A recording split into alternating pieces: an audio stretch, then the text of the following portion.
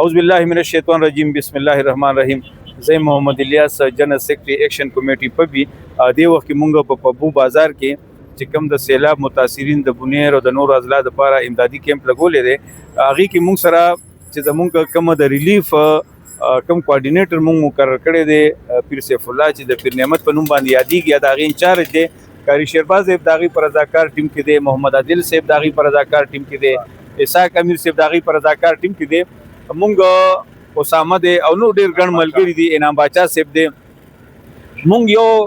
ریلیف جمع کو هغه تقریبا 3,66,67,000 روپے وي هغه د یل تلاړه په سپاټ باندې تقسیم کړه داغي ویډیو چې کوم دی هغه خلکو هغه مونږ د پبي ډیلی نیوز او د نور چینلو په تر باندې هغه مونږ ایشو کا او هغه خلکو ته مونږ نقد پیسې ورکي بیا واپس چې مونږ راغو دا بیا مونږ کیمپ لګولې دی زمونږ بیا مونږ سره تقریبا سکم 2 لک روپو ته خبر راسي چې پیسې راغونډي شوي دي په بو بازار کې ناسو اغل ته چې مونږ لاړو په سپاټ باندې داغي مسایل مونږ کته پاغي کې هغه ته د کټونو ضرورت او د بسترو ضرورت په میدان هغه ناستو د پبو د خلکو د بازار د خلکو د خصوصا د زنانو خلکو او دلته یو زنانه صد پاسه 6,000 روپے هغه دلته په د کیش روډ ورکی دا سر ډیر زیات خل اخلاص او مینه او محبت هغه خلکو سره کوي او یقینا زه د پیر صاحب ډیر زیاته شکریا ادا کوم دا غي د ټیم ډیر زیاته شکریا ادا کوم چې تیر شوی اماونت چې کم دی هغه نقد کې شي تور کو کی وسره کپڑے لوخي او اوس لګیا دی د 40 کټونو اډر ور کړی دی چې هغه ته د کټونو ضرورت دی هغه په میدان باندې ته 40 بسری صرف او صرف د بجلی لپاره نه د جوړه شوی په پابو کې کړه صفه خبر راځي په پابو کې د بجلی خبره په پابو کې داسې نور قسمه د تحصیل دا پورا تحصیل کمیټي دا ایکشن کمیټي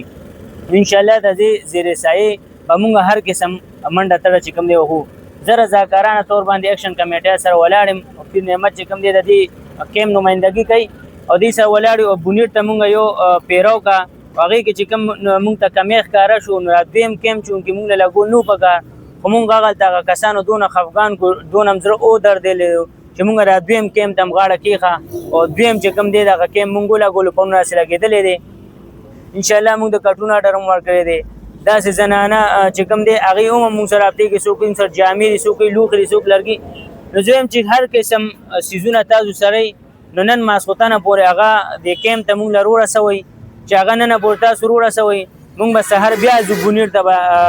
سفر باندې وځو او ستو چې کوم د امانتونه دي اب موږ حقدار او ترسو اعوذ بالله من الشیطان چندکو او موږ یو دوره د بونیر وکړه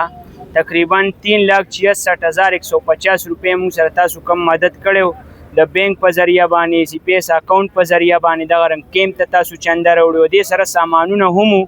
مونږه دوره وکړه هغه پیسې نقد کیش چې کم دي سامانو سره نقد کیش هغه مونږه چې کم دي خلکو ته ورکړلو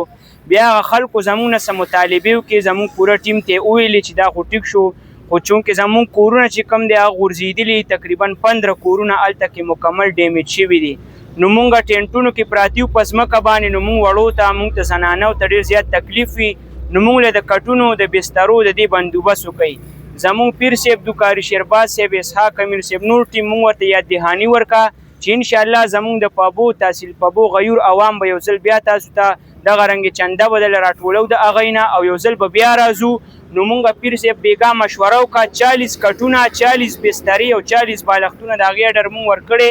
نن به ان شاء الله تیار شي سبا مونږ بیا د بونیر دوره کو او د میډیا په سترګه باندې به تاسو ته ان شاء الله دا ښیو نو ټولو ملګرو ته خواست دي څونه چې د میډل ایسټ مسافر دي هغوی ته هم دا خواست کوو چې د بینک اکاونټ په ذریعه باندې د ایزي پیسه په ذریعه باندې موږ سره تعاون وکړي او څونه چې تحصیل پابو ګردونواه عوام زموږ اواز اوري هغوی ته دردمندانه اپیل دی چې موږ سره په دې کیم کې تعاون وکړي الله جل شانه به دې ډېرې بدلې درکوي نن په بونیر والا باندې سخته ده الله موږ له موقع راکړې چې د دې موقع نه فایده والو او زه به تاسو ته وایم چې نبی علیه السلام فرمایي چې المؤمن